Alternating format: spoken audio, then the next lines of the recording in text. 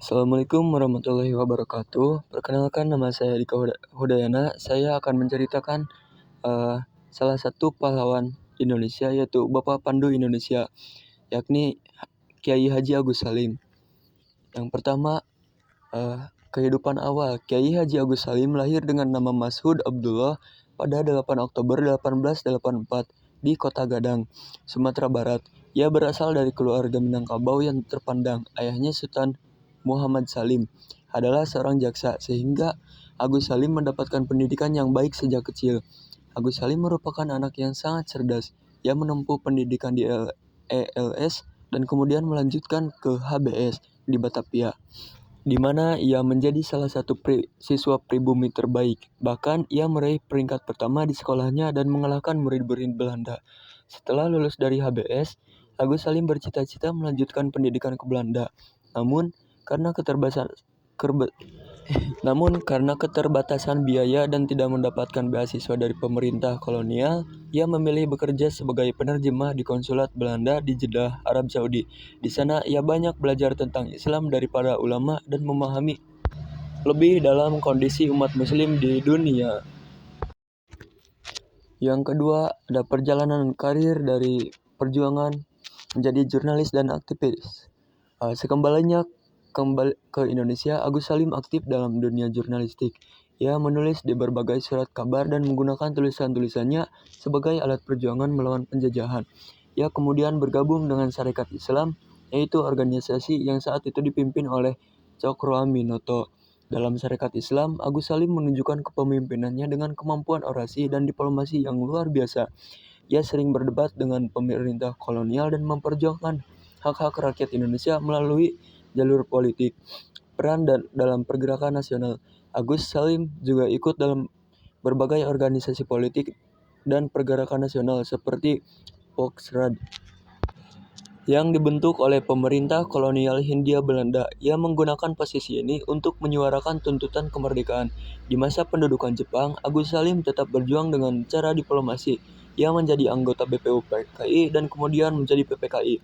Perannya sangat penting dalam perumusan dasar negara Indonesia. Yang ketiga, ada peran setelah kemerdekaan. Setelah Indonesia merdeka pada 17 Agustus 1945, Agus Salim diangkat menjadi Menteri Luar Negeri Indonesia. Ia memiliki peran krusial dalam diplomasi internasional, terutama dalam memperjuangkan pengakuan kemerdekaan Indonesia di mata dunia. Sebagai diplomat ulung, Agus Salim berhasil membangun hubungan baik dengan negara-negara lain dan meyakinkan dunia internasional untuk mendukung kemerdekaan Indonesia. Salah satu pencapaiannya adalah keberhasilan dalam konferensi Meja Bundar pada tahun 1949 yang mengakhiri kekuasaan Belanda di Indonesia.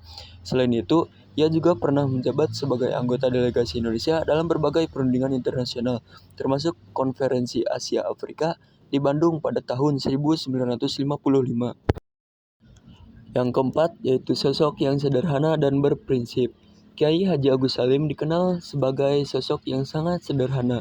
Meskipun pernah menjabat sebagai menteri, ia tidak memiliki rumah pribadi dan tetap hidup dengan penuh kesederhanaan. Bahkan, rumah kontrakannya sering bocor ketika hujan. Namun, ia tetap teguh dengan prinsipnya bahwa jabatan adalah amanah, bukan untuk mencari kekayaan. Agus Salim juga dikenal sebagai orang yang humoris dan memiliki kecerdasan tinggi. Kemampuannya dalam berbahasa asing sangat luar biasa. Ia menguasai Belanda, Inggris, Jepang, Arab, Prancis, dan Jepang. Yang kelima, wafatnya sang pejuang. Kiai Haji Agus Salim meninggal dunia pada 4 November 1955 dalam usia 70 tahun.